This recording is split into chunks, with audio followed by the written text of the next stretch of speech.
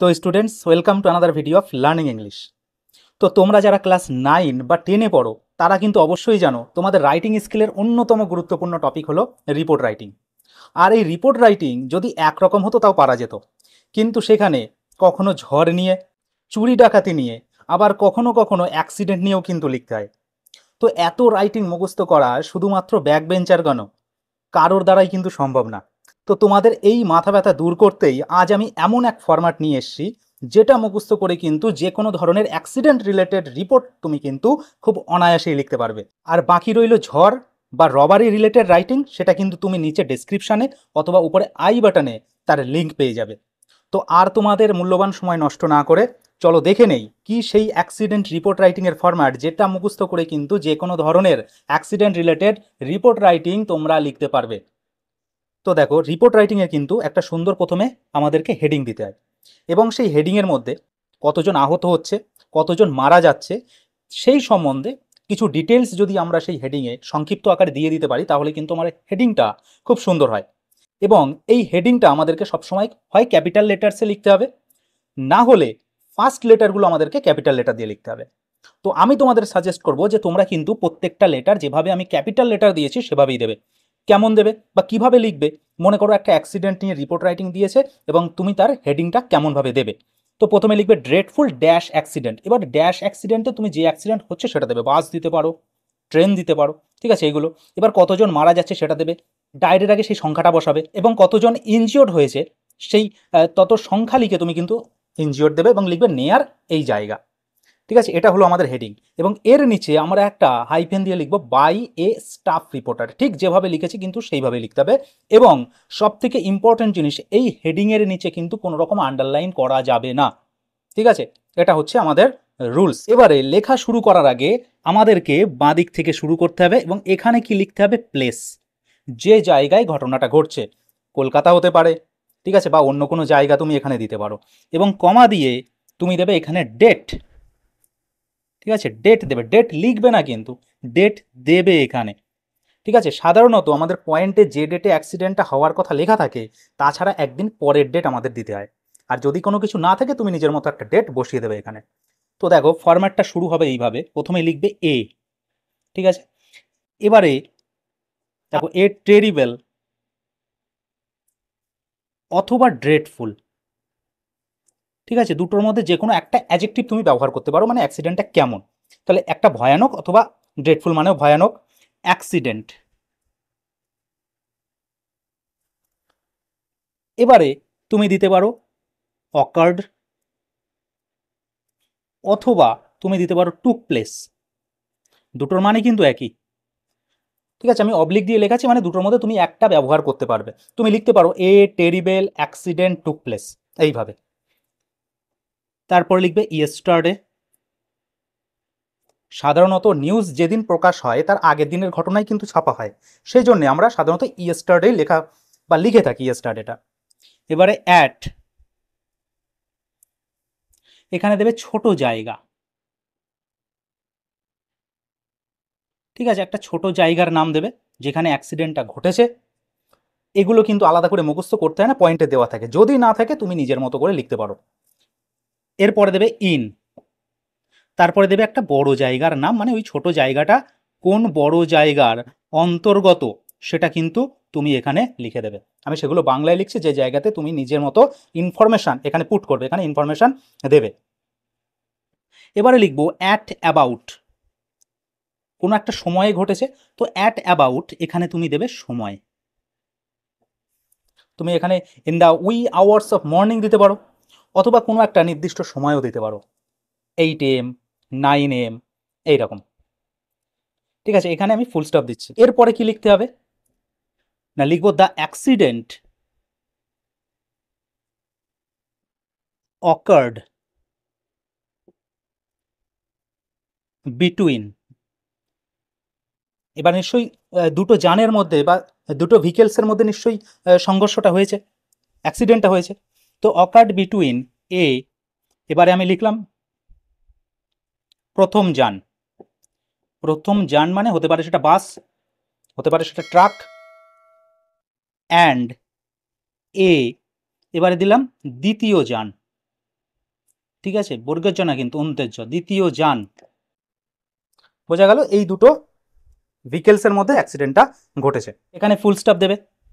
এবারে শুরু হবে পরের সেন্টেন্স। পরের সেন্টেন্স আমরা কি লিখতে পারবো, যে এই গাড়িটা এদিক থেকে আসছিল এবং ওই গাড়িটা অপোজিট দিক থেকে আসছিল বা দাঁড়িয়েছিল। ঠিক আছে, তো লেখাটা হবে এইরকম, প্রথম যান। আমি যেমনটা বললাম, তোমরা এখানে বাস, ট্রাক, ট্রেন এগুলো কিন্তু দিতে পারো। প্রথম যান ওয়াজ কামিং ফ্রম।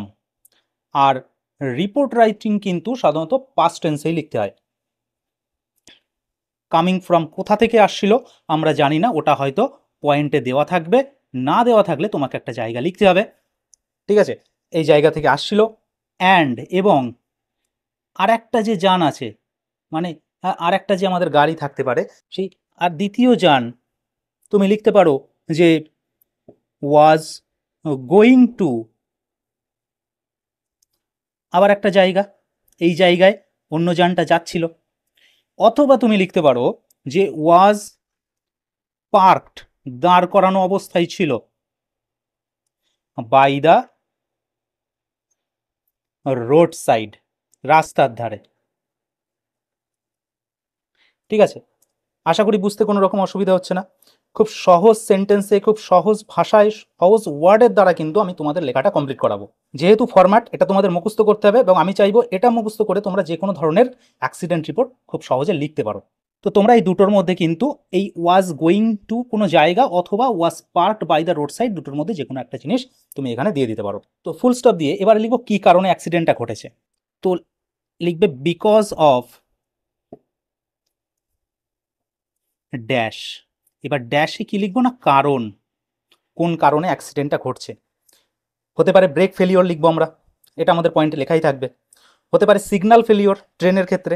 ঠিক আছে, যেটা কারণ এটা কিন্তু আমাদেরকে এখানে লিখতে হবে। তো কারণ লেখার পরে কমা দিয়ে বোথ দ্য ভেহিকেলস, ভেহিকেলস মানে যান, এই ভেহিকেলসের জায়গায় তুমি যদি ট্রেন অ্যাক্সিডেন্ট হয় তখন লিখবে বোথ দ্য ট্রেনস। এবারে লিখবো কোলাইডেড, কোলাইডেড মানে সংঘর্ষ হয়েছিল, সো ফাস্ট এত জোরে, দ্যাট যে, লিখবো একটা যান মানে কোনো একটা গাড়ি সে কিন্তু একদম দুমড়ে মুচড়ে গিয়েছে, দ্যাট প্রথম যান। এখানে সেই যানটার নাম লিখবে got out of shape. Out of shape means আকৃতির পরিবর্তন হয়ে যাওয়া, দুমড়ে মুচড়ে যাওয়া। তো ফুল স্টপ দিয়ে এবারে লিখবো কি কি ক্যাজুয়ালিটি হয়েছে। ক্যাজুয়ালিটি বলতে কি কি ক্ষয়ক্ষতি হয়েছে। তো লিখবে অ্যাজ এ রেজাল্ট, কমা দিয়ে এখানে দেখো আমি লিখছি মৃত, মানে কি তুমি মৃত ব্যক্তির সংখ্যা দেবে। ঠিক আছে, যতজন মারা গিয়েছে তুমি হেডিংয়ে দেবে যেরকম এতজন মারা গিয়েছে, ঠিক সেই রকম কিন্তু নিচেও তোমাকে দিতে হবে মৃত ব্যক্তি। হতে পারে সেটা 10, হতে পারে সেটা 20, এত persons died on the spot. এবারে মনে করো সেই দুর্ঘটনায় কেউ মারা যায়নি, মানে পয়েন্টে সেরকম কিছু নেই, তখন কিন্তু এই ডায়েটের এটা দেওয়া যাবে না। তখন শুধুমাত্র যে আহত হচ্ছে সেই লাইনটা লিখবো, মানে নেক্সট আমি যে লাইনটা লিখছি সেটা দেবো তখন, যদি কেউ না মারা যায়। ফরম্যাট যেহেতু লেখাচ্ছি আমি, সব ধরনের রিপোর্ট যাতে কভার হয় সেইভাবেই কিন্তু আমি লিখিয়ে দিচ্ছি। তো ফুল স্টপ দিয়ে এবারে দেখো, আচ্ছা ফুল স্টপ দেওয়ার দরকার নেই, এখানে তোমরা অ্যান্ড দিয়ে বসে দেবে অ্যান্ড। এবারে আহত যতজন হয়েছে, ঠিক আছে, তাদের সংখ্যাটা দেবে এবং লিখবে পার্সনস। হতে পারে 30%, হতে পারে 2%, যে কোনো একটা সংখ্যা হতে পারে। ওয়্যার সিরিয়াসলি ইনজিওর্ড, ঠিক আছে, ব্যাপকভাবে তারা কিন্তু আহত হয়েছে। অথবা ইনজিওর্ডের বদলে তোমরা লিখতে পারো উন্ডেড, এটা মানেও আহত হওয়া। ফুল স্টপ দিয়ে এরপরে কি ঘটবে না, লোকাল পিপল সেখানে কিন্তু ছুটে যাবে তাদের উদ্ধার কার্যের জন্য। তো লিখবো the local people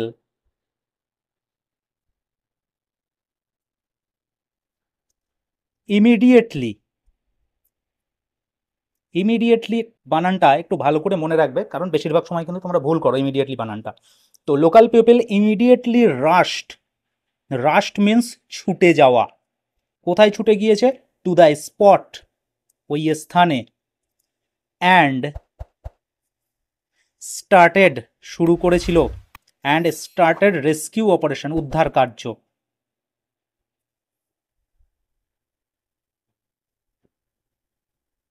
full stop দিয়ে তো কি করা হবে, সাধারণত আহতদেরকে কাছাকাছি কোনো হসপিটালে নিয়ে যাওয়া হবে। তো সেটাই আমরা লিখব, the injured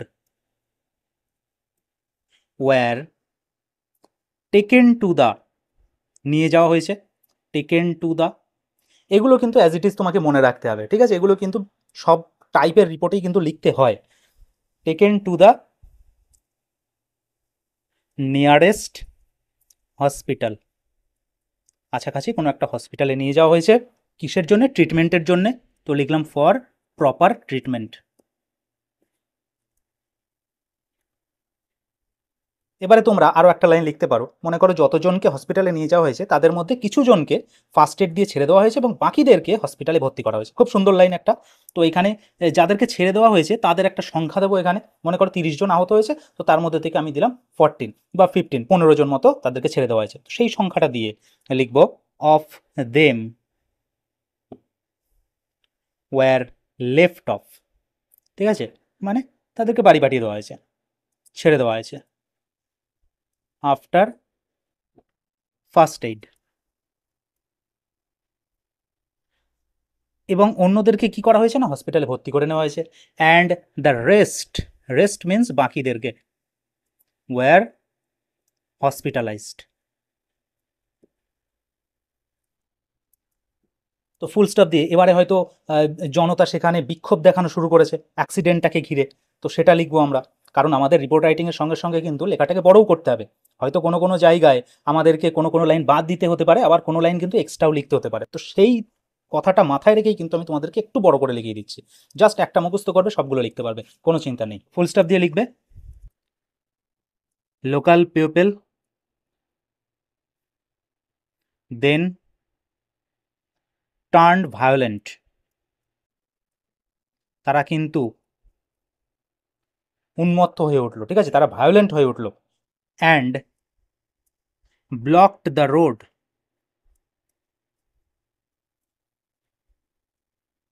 for over 2 hours, প্রায় 2 ঘন্টার বেশিও কিন্তু তারা রাস্তাটাকে বন্ধ করে রেখেছিল, যান চলাচল বন্ধ হয়ে গিয়েছিল। ফুল স্টপ দিয়ে এবার অবশ্যই শেষে পুলিশ আসে। তো এবারেও আমাদের লেখার মধ্যেও কিন্তু ঠিক লাস্ট সিনে পুলিশের আগমন ঘটছে। তো লিখব later police reached the spot, okay, reached the spot and কি করেছে তারা, ওই জনতাদেরকে, বিক্ষিপ্ত যে জনতা, উন্মত্ত জনতা, তাদেরকে সরিয়ে দিয়েছে। অ্যান্ড ডিসপার্সড, ডিসপার্সড মানে সরিয়ে দেওয়া, dispersed the mob, mob means উন্মত্ত জনতা বা যারা বিক্ষোভ করছিল তারা। ফুল স্টপ দিয়ে লিখতে পারো যে ড্রাইভার অ্যারেস্ট হয়েছে, দ্য ড্রাইভার অফ দ্য, দ্বিতীয় যান দিলাম, অন্য যে গাড়ি, তার যে ড্রাইভার আছে তাকে কিন্তু অ্যারেস্ট করা হয়েছে। তো driver of the dash has been arrested. অথবা যদি অ্যারেস্ট না করা হয় এখনো, তখন কিন্তু লিখতে হবে has not been arrested yet, okay. Full stop দিয়ে আর একটা লাস্ট লাইন আমরা লিখবো যে নর্মালসি রিস্টোর্ড বলে কিন্তু একটা পয়েন্টে লেখা থাকে যে আবার স্বাভাবিক অবস্থায় সব কিছু চলে এসছে। তো সেটাই লিখবো ফুল স্টপ দিয়ে, নাও, বর্তমানে, the situation is under control. তো দেখলে কত সহজে কিন্তু, কত সুন্দর সহজ সহজ ওয়ার্ডস ব্যবহার করে আমরা যে কোনো ধরনের রিপোর্ট রাইটিং, সেটা অ্যাক্সিডেন্ট রিপোর্ট হোক বা অন্য কোনো ধরনের রিপোর্ট হোক, কিন্তু খুব সহজেই আমরা লিখতে পারবো। তো তোমরা শুধুমাত্র এই ফরম্যাটটা মুখস্থ করলেই কিন্তু যে কোনো ধরনের অ্যাক্সিডেন্ট রিলেটেড রিপোর্ট কিন্তু খুব অনায়াসে লিখতে পারবে। যেমনটা আমি প্রথমে বলেছিলাম, তুমি একবার শুধুমাত্র মুখস্থ করো এবং এই ফরম্যাট মুখস্থ করে যে কোনো ধরনের রিপোর্ট লেখো, সেটা কিন্তু 100% ঠিকই হবে। তো আমি তোমাদের সাজেস্ট করব এই ভিডিওর একটা স্ক্রিনশট নিয়ে তোমরা কিন্তু অবশ্যই সেটা খাতায় লিখে ভালো করে মেমোরাইজ করবে। অবশ্যই কিন্তু তোমরা পরীক্ষায় ভালোভাবে লিখতে পারবে। তো আজকের ভিডিও এখানেই শেষ করছি। আর রাইটিং স্কিলের এই রকম ফরম্যাট বা গ্রামারের রুলস বা শর্ট ট্রিক্স বা টেক্সট জানতে কিন্তু অবশ্যই তোমাদেরকে পাশে রাখতে হবে লার্নিং ইংলিশ চ্যানেলটাকে।